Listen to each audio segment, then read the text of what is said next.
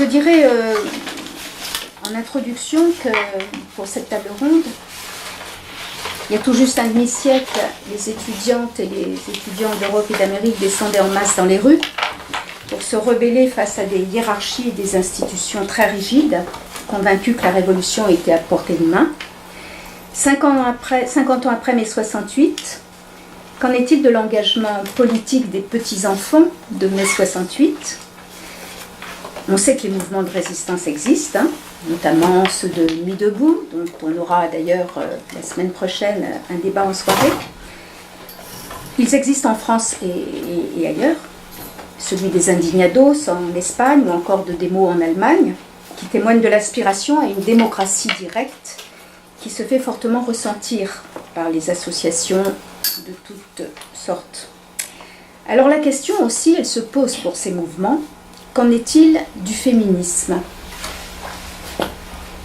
Comme d'ailleurs cette question se posait en 1968 pour les féministes qui ont interrogé et déconstruit la révolution pour tracer la voie d'une autre révolution, celle du féminisme des années 70. Révolution sans violence d'ailleurs, dont il est intéressant de remarquer qu'elle n'a fait aucun mort, ce qui n'est pas le cas en général des révolutions.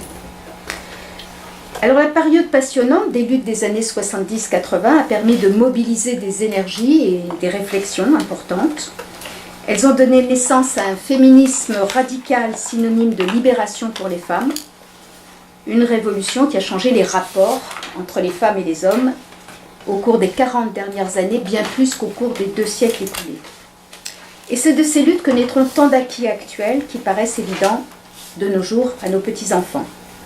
Alors la première soirée d'échange que nous avons eue hier soir, certains d'entre vous que je reconnais y étaient, a été de l'avis pour beaucoup de participantes et de participants très intéressante, grâce aux contributions de Mathilde Damoiselle, la réalisatrice du film dont nous allons voir ce soir la deuxième partie, et de Caroline Fayolle, universitaire à Montpellier, qui travaille sur l'histoire de la Révolution française et l'approche de l'éducation.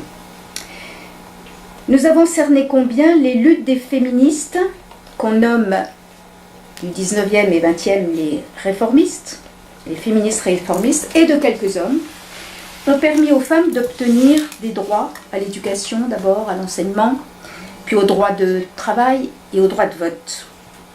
Alors cette deuxième soirée, elle est consacrée à la mémoire et à la transmission des jeunes féministes, c'est-à-dire de la relève, dont on ne peut que dire que nous sommes ravis, plus que ravis, et on se félicite qu'elle existe, ce qui était d'ailleurs pas tout à fait évident encore dans les années 2010, lorsque le réseau Féministe Rupture a mis en place l'action Mémoire et transmission du féminisme. Maintenant, beaucoup de jeunes associations féministes, femmes et hommes, existent, et donc nous avons ce soir la primeur de vous recevoir et nous vous remercions de votre présence. Alors dans la ligne de nos débats, regroupés sous le titre mai 68, mai 2018, d'une jeunesse à l'autre, nous allons évoquer avec vous, actrices du mouvement féministe actuel, en quoi vous vous reconnaissez de l'héritage du mouvement féministe radical des années 70. Et le déroulement se passera de la façon suivante. Je vais vous poser une série de questions auxquelles je vais vous demander de répondre. Bon, cependant, bien sûr, vous pourrez choisir de traiter celles qui vous intéressent, et pas obligatoirement toutes. Et puis nous aurons un débat avec la salle, s'il nous reste suffisamment de temps, mais je pense qu'il en restera. Donc, nous allons passer à la projection de la deuxième partie du film de Mathilde Damoiselle, donc Louise, Simone, Olympe et les autres, la grande histoire des féminismes. Donc, merci à vous d'être présentes ce soir. Et puis, on va tout de suite commencer par la projection. Alors, bonne projection et à tout à l'heure.